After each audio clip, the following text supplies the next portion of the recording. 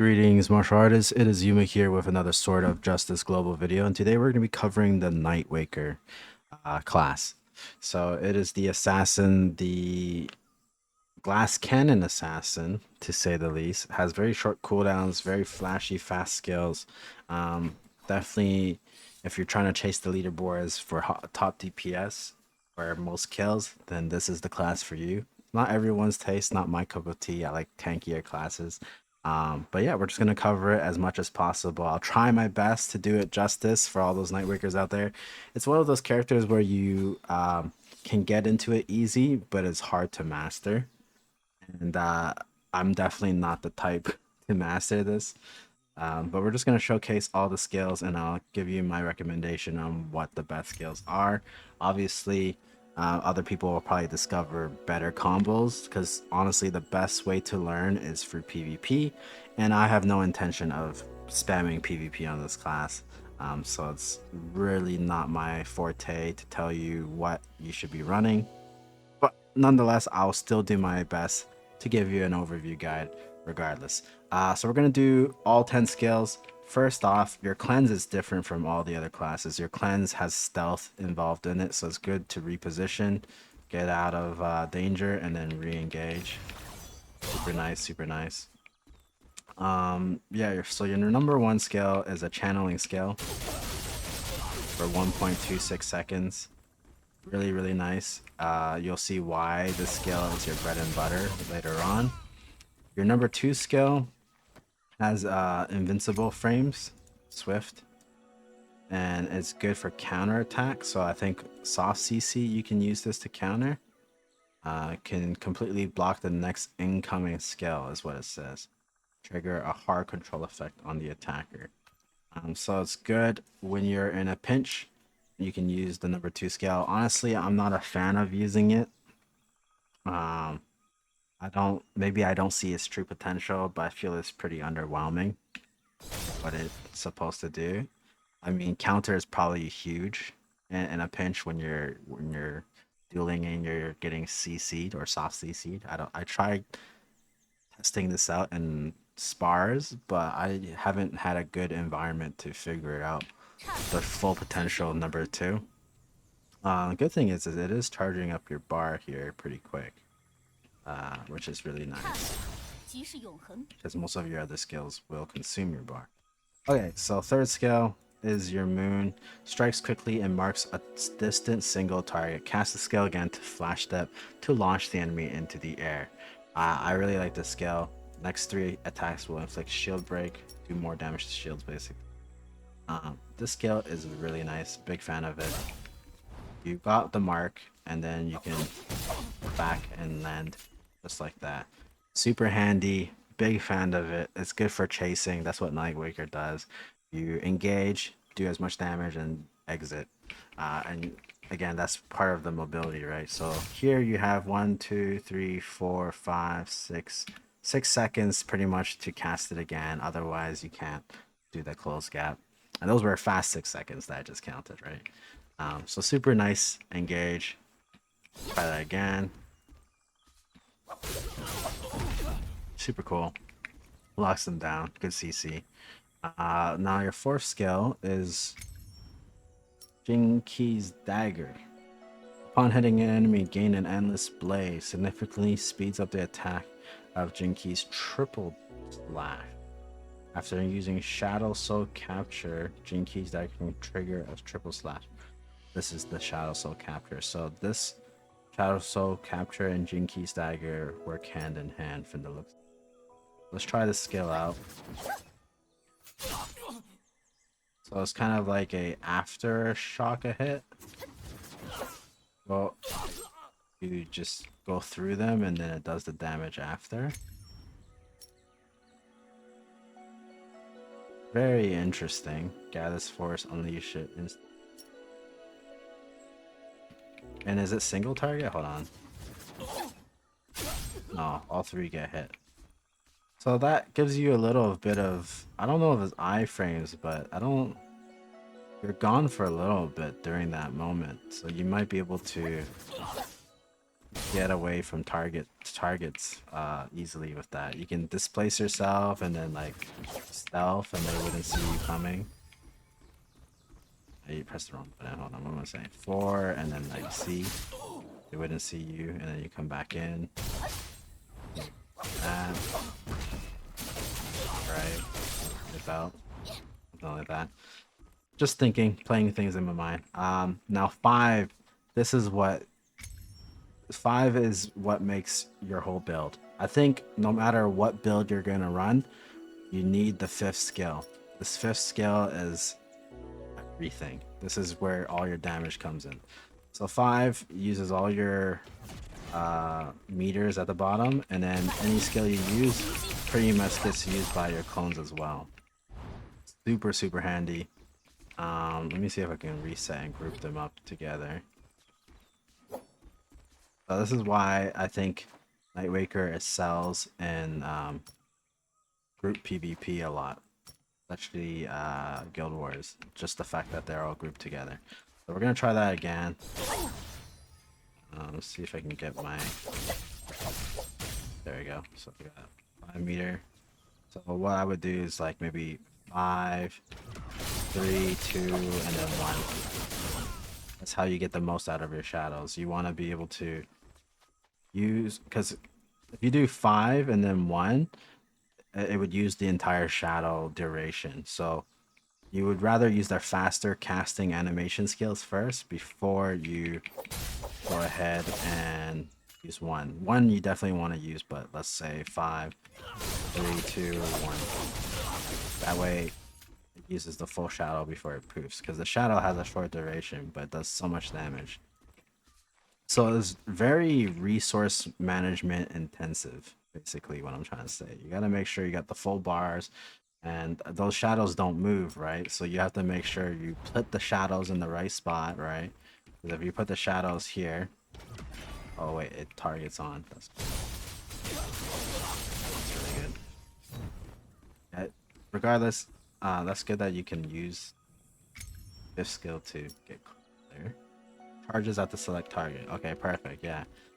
But if they like exit, like let's say Namina does her little circle move, and you use all your skills, basically all your skills are on cooldown, and you barely hit the Namina. So you gotta make sure you're putting that skill down, pretty tactically, like strategically, right? But I would say the first 5 skills alone are really good. Not a fan of number 2 that well. I would say for the next skill that we're gonna cover, the 5th skill, Endless Apex, you either use Endless Apex or honestly, I don't know. I've seen people use this in China, but I don't see it being that great. It's good for range, so if you're planning on poking a lot, then maybe use this. But I've always felt iffy about these like multi-charge skills, because once you use all 3 of your charges, it takes forever for the charge to come back. I had the same issue with the Ironclad one with the World Kicks, and this is a long time for it to charge back up to 3. I think it's great if you want to do some quick bursts, but you're gonna be down a skill for a long time. You're trying to get this all the way back up, right? So not a big fan of it. I can see it being used in Guild War for poking, just doing poke damage. But if you're trying to be hyper aggressive, probably not the pick you're trying to go for. I also feel iffy about Endless Flash. I feel like this doesn't really do much. It's another movement skill, which enhances your movement speed. And something about Dream Pursuit duration. So this is all it does. Just run super fast. And honestly, I don't know how I feel.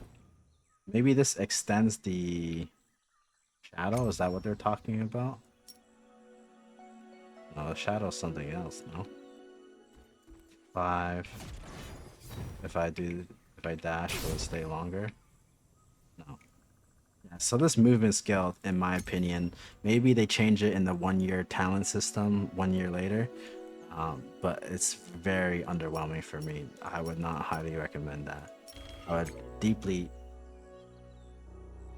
Unrecommend that. Wait, what are the words I'm looking for? I don't know. Okay, next skill, Meteor Chasing Moon. Meteor Chasing Moon. This one, swiftly slash forward with the speed of Gale, dealing damage to enemies. Upon hitting enemies, gain Endless Blade. Faster attack, shorter duration, increased attack efficiency. Okay, let's check this out. And it marks them. Okay. It's a very quick skill, causing stun, damage amplification to all surrounding enemies, control immunity during the starfall. This can be really good, and it said something about combo. No. No. Doesn't really. Okay. I guess the combo thing was a scam. Oh, maybe combo like the shadows. That's damage. I'm not too sure how that. I don't know what they mean. But 4 looks really good. I like 4. Causes a stun. Allows you to put them in stun. Then you cast your shadows. Then you do your whole burst rotation. I can see the use of that. Now Dreamlight. Again, this is more of a supportive role. I can see why you use Dreamlight. Dreamlight is a crit buff skill to your whole team. You temporarily increase crit to self, as well as it cleanses all debuffs. And how long does this last? Crit increase. Crit. Okay, so crit increase will last for 8 seconds. Is what I'm hearing. And the crit rate is like 20%. Enlighten or carry is 33 or 40%. It's 15 seconds long. I don't know. So this is what it does. 4 seconds. It's only 4. I'm confused here. Oh no, it's here. Here's the buff. I don't understand what carry dan. Oh, maybe it's different percentages, and they expire at different times. So you have like 40% for 2 seconds, and then 20% for 6 seconds, something like that. So this AoE is good, but honestly, it's such a waste of a skill slot. Like, I'd rather have more damage if you're a glass cannon, right? This is more for team play, maybe for dungeons, like PvE, you trying to DPS check for boss, then maybe you want to use this so you can dish out more damage, not just you, but your allies as well. But for Guild War, I think that slot is so essential for having another skill. Now your next skill here, the Shadow Soul Capture. I'm gonna put this and then let's do Jinki's Dagger. So this is like a permanent clone. It's like a better clone. It's like single clone. 4. And it has all your skills. There's a duration for how long this clone is up. You can reset the duration for the clone as long as you're casting attacks. If you keep attacking, then this clone will stay up. Now if you press 5, spam, spam, spam, your clone does the same skills as you, which is really, really dope. The only skill it doesn't do is your Q button, which is your follow-up combo. Understandable.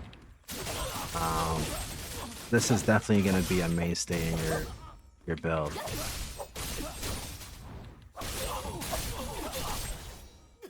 Okay, I see it now. I see the vision.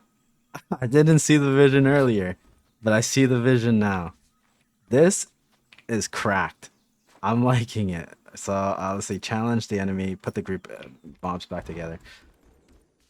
I think this build as is perfect. Maybe you can alternatively put the Meteor Crashing Moon down just so you can get the stun off.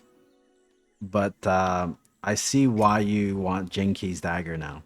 Jinki's Dagger works well, if you just do it by itself, it's trash, right? But if you put the clone down, it turns into triple slash.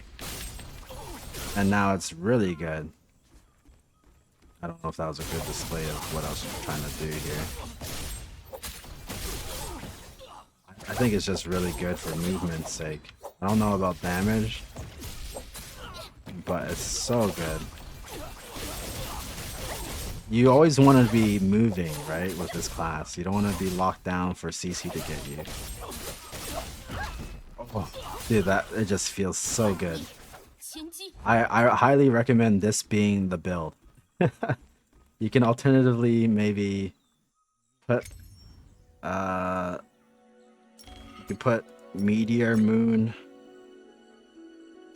Oh no, they're all good. You want to keep one because that's your main damage. Two works with the shadow soul capture. 3 is good because you have that close gap and you can knock them up. It keeps them up in the air. But you honestly need all these skills, so you would either take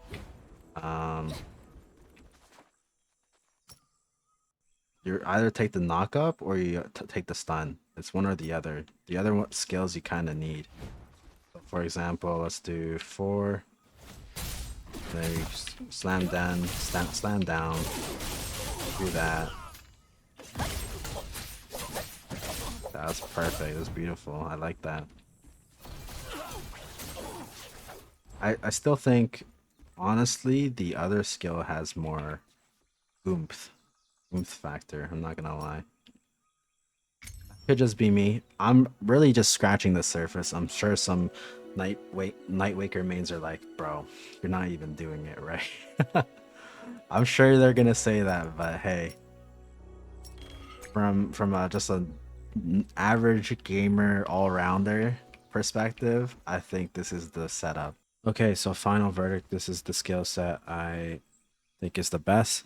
You summon your 4 clone, your perma clone, basically. 4, 5, 3, 2, 1. Select the 3. And just spam E, auto attack as much as you want. Q when you can, Q. Perfect. And basically you're just gonna keep doing this so you get your burst up again. Perfect.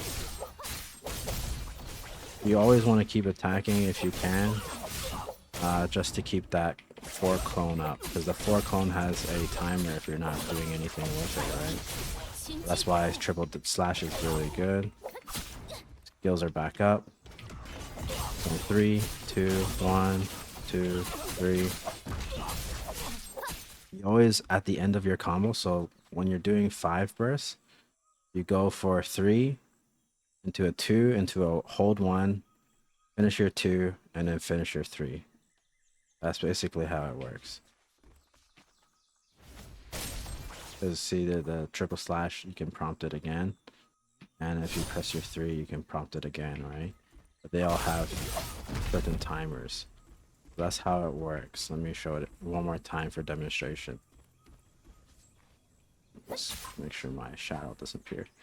Okay, so let's get to 5 mark right here. 5 for the big burst. So 5, 3, 2, 1, 2, 3. I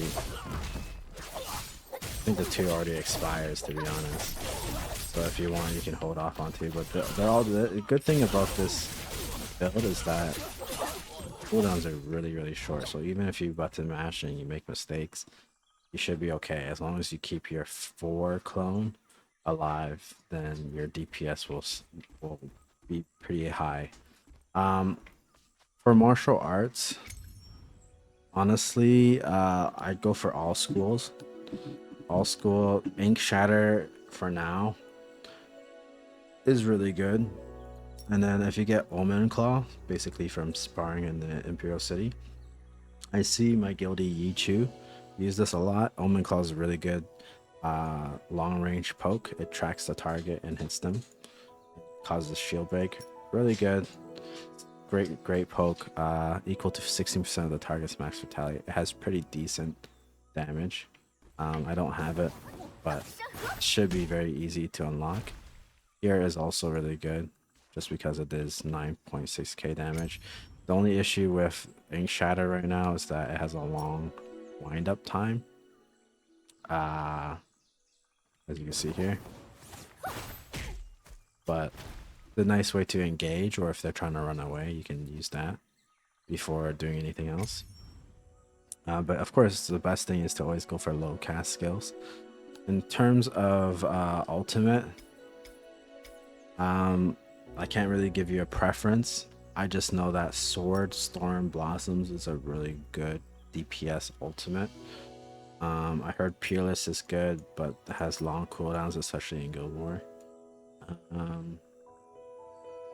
And Lotus Blaze. Lotus Blaze is solid. So these three ultimates are really good in terms of damage. If you want like a buff, I don't know how good Ode to You really is. If it's worth using as an ultimate. If so, it should be someone else using it, not you. You should be prioritizing as much DPS as possible. I guess Dream of Blossoms is really good too. So Dream of Blossoms, this one, Lotus Blaze, Peerless, and Sword Storm Blossoms. Those are my picks. Yeah, pretty much it. In terms of willpower, what you should be using, you can't see it because I'm not level. I have to reach like level 55. Oh, here, willpower cycle. I would recommend going level 3 fire, so 3 fire, and then 3 metal, and then one wood. This is super glass cannon though.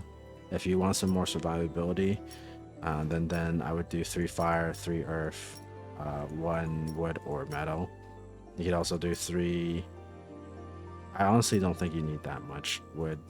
Your cooldowns are insane as it is, but there is percentage HP percentage damage from this. So maybe 3 fire, 3 wood, 1 metal. Ideally, I think the go-to is the 3 fire, 3 metal, and then 1 wood or 1 earth. But yeah, if you want to be a little bit more of a bruiser, have more survivability, then 3 fire, 3 earth, 1 metal, 1 wood, whichever one. Up to you. Again, this is all pretty much up to your play style. So if you think you don't need the survivability and you're good at getting it in and out quick, you're mechanically sound and skilled, then I don't see why you need it. But yeah, that's it for this video. Hopefully I helped anyone that was maybe confused at how to chain the skills together. Just kind of learned on the fly myself. You know, there probably is better builds out there, but this is just to put you on the right track at the very least. If this helped you, happy to hear that, and please subscribe and like the video. Lots of love. I'll see you in the next video. Cheers.